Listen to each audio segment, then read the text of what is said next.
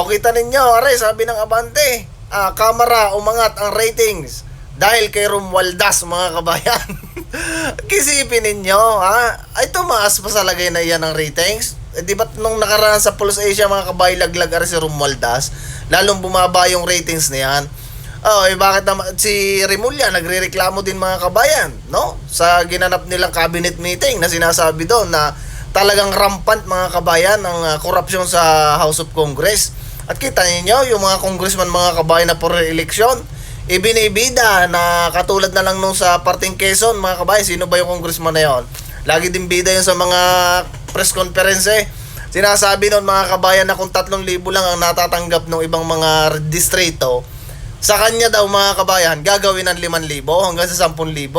Aba, napakatindi. Hindi talagang patunay lang, mga kabayan, sinasabi ni John Vic na talagang rampant, mga kabayan, ng korupsyon.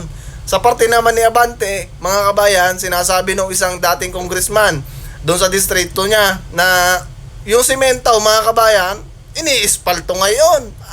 Napakatindi talaga ng gobyerno ni Bangaga. Hindi na makontrol, mga kabayan. Tapos aripa, lalabas sa Okta Research, umangat ang ratings ng kamera dahil sa pamumuno ni Romualdez. Sa palagay ninyo, mga kabayan, mukhang magkakalaglagan na dito. Mukhang ito si Romualdez ilalaglag na nila. Dahil kasi, mga kabayan, kay Romualdez nagkagulo-gulo. Yan ang nagsimula kasi sinundan pa nito ni Auntie Claire. Ay di lalong laglag, mga kabayan, ang ratings ni ang trust rating approval ni Bungit. Okay, good luck sa inyo diyan. Magkagulo-gulo na kayo. Adyo sa inyo, mga kabayan. Iboto ninyo yung ating Duterte. At nasa ganoon, mga kabayan, ay makabawi-bawi tayo. By si BP Sara pinapatawag na, mga kabayan, ng korte para sumagot doon sa complaint.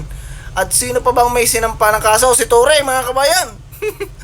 Sinampa na ng kasong illegal detains, kay PRRD. Husay ka ngayon, Ture.